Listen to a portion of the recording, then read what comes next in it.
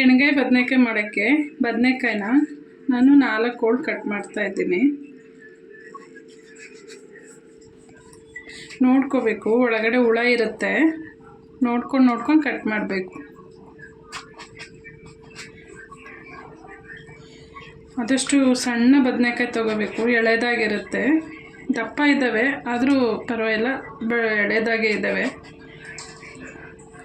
ಅಂದರೆ ಸಣ್ಣದಾಗಿರೋದು ತೊಗೊಂಡ್ರೆ ಬೇಗ ಬೇಯುತ್ತೆ, ಚೆನ್ನಾಗಿರುತ್ತೆ ತಿನ್ನಲಿಕ್ಕೂ ಅಂತ ಸಣ್ಣ ತೊಗೊಂಡ್ರೆ. ನೋಡಿ, ಈ ಥರ ಹುಳ ಇರುತ್ತೆ, ನೋಡ್ಕೊಂಡು ಅದಕ್ಕೆ ಕಟ್ ಮಾಡ್ಕೋಬೇಕು. ಎಣ್ಗಾಯಿ ಬದನೆಕಾಯಿ ಮಾಡಲು ಬದನೆಕಾಯಿ ಕಟ್ ಮಾಡಿರೋದು, ಮತ್ತು ಈರುಳ್ಳಿ ಮತ್ತು ಕರಿಬೇವು ಒಗ್ಗರಣೆಗೆ, ಮತ್ತು ಸ್ಪೈಸಸ್ಸು ಜೀರಿಗೆ ಪುಡಿ, ಅರಿಶಿನ ಪುಡಿ, ಗರಂ ಮಸಾಲ, ಮತ್ತು ಖಾರದ ಪುಡಿ, ರುಚಿಗೆ ತಕ್ಕಷ್ಟು ಉಪ್ಪು, ಮತ್ತು ಸಾಸಿವೆ. ಇದು ಮಿಕ್ಸಿಗೆ ಮಸಾಲೆಗೆ ಕಾಯಿ, ಬೆಳ್ಳುಳ್ಳಿ, ಈರುಳ್ಳಿ, ಕೊತ್ತಂಬರಿ, ಟೊಮೆಟೊ, ಮತ್ತು ಧನಿಯಾ ಪುಡಿ, ಅಂದರೆ ಸಾಂಬಾರು ಪುಡಿ. ಧನಿಯಾ ಪುಡಿ ಹಾಕ್ತಾಯಿಲ್ಲ, ನಾನು ಸಾಂಬಾರು ಪುಡಿ ಹಾಕ್ತಾಯಿದ್ದೀನಿ. ಮತ್ತು ಹುಳಿ ಜಾಸ್ತಿ ಬೇಕು ಅಂದರೆ ಹುಣಸೆಹಣ್ಣು ಹಾಕ್ಕೋಬೋದು. ನಮ್ಮ ಮನೇಲಿ ಹುಳಿ ಇಷ್ಟಪಡಲ್ಲ, ಅದರಿಂದ ನಾನು ಹುಣಸೆಹಣ್ಣು ಹಾಕ್ತಾಯಿಲ್ಲ.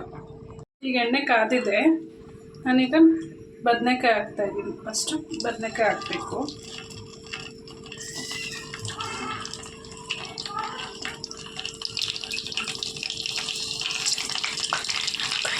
ಸಣ್ಣದಾಗಿದ್ದರೆ ಚೆನ್ನಾಗಿರುತ್ತೆ ಬದನೆಕಾಯಿ. ಸಣ್ಣವಿರಲಿಲ್ಲ ಅಂತೇಳಿ ನಾನು ದಪ್ಪ ಹಾಕ್ತಾಯಿದ್ದೀನಿ.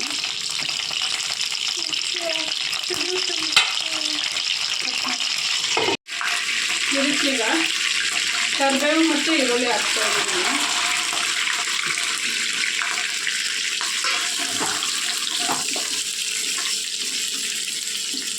ಇದೊಂಚೂರು ಎಣ್ಣೆ ಫ್ರೈ ಆಗಲಿ.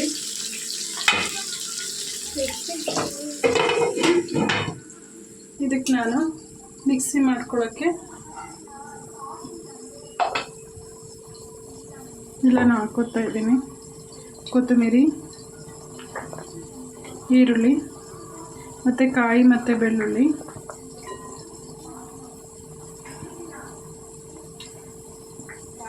ಟೊಮೆಟೊ,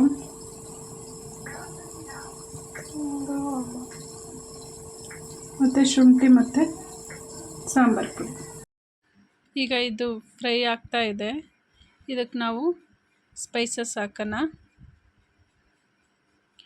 ಅರ್ಧ ಸ್ಪೂನು ಅರಿಶಿನ ಪುಡಿ, 1 ಸ್ಪೂನು ಗರಂ ಮಸಾಲ, 1 ಸ್ಪೂನು ಖಾರದ ಪುಡಿ, ಅರ್ಧ ಸ್ಪೂನು ಜೀರಿಗೆ ಪುಡಿನ ಹಾಕ್ತಾಯಿದ್ದೀನಿ.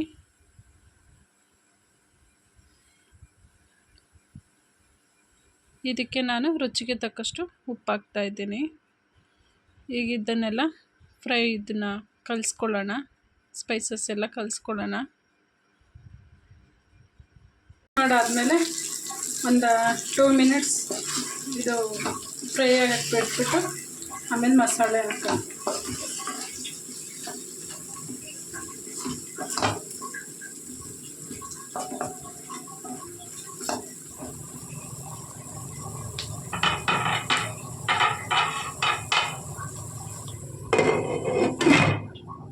ಇದೆ ಮಸಾಲೆ ಹಾಕಿದ್ನಲ್ಲ, ಅದು ಈಗ ರುಬ್ಬಿರೋ ಮಸಾಲೆನ ಹಾಕ್ತಾಯಿದ್ದೀನಿ. ಗಟ್ಟಿಗೆ ರುಬ್ಕೋಬೇಕು, ಜಾಸ್ತಿ ನೀರು ಹಾಕಂಗಿಲ್ಲ ಇದಕ್ಕೆ.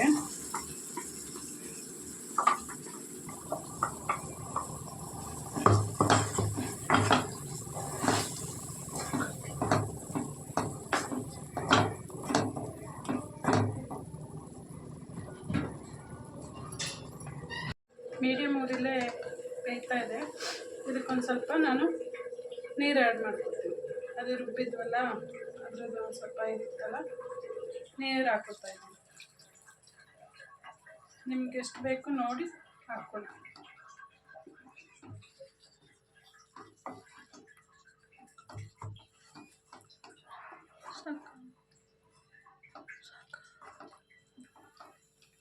ನೀರು ಹಾಕ್ಕೊಂಡಿದ್ದೀನಿ. ಈಗ ಇದಕ್ಕೆ ಕ್ಲೋಸ್ ಮಾಡಿ 5 ಮಿನಿಟ್ಸ್ ಬೇಯಿಸಿದ್ರೆ ಎಣ್ಗಾಯಿ ಬದನೆಕಾಯಿ ಆಯಿತು. ಈಗ ಇದು ಬೆಂದಿದೆಯೇನು ನೋಡೋಣ.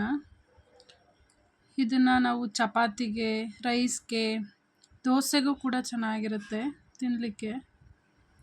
ಈಗ ಇದು ಬೆಂದಿದೆ. ನಾನು ಮುಚ್ಚಳ ಮುಚ್ಚಿ ಸ್ಟವ್ನ ಆಫ್ ಮಾಡ್ತಾಯಿದ್ದೀನಿ.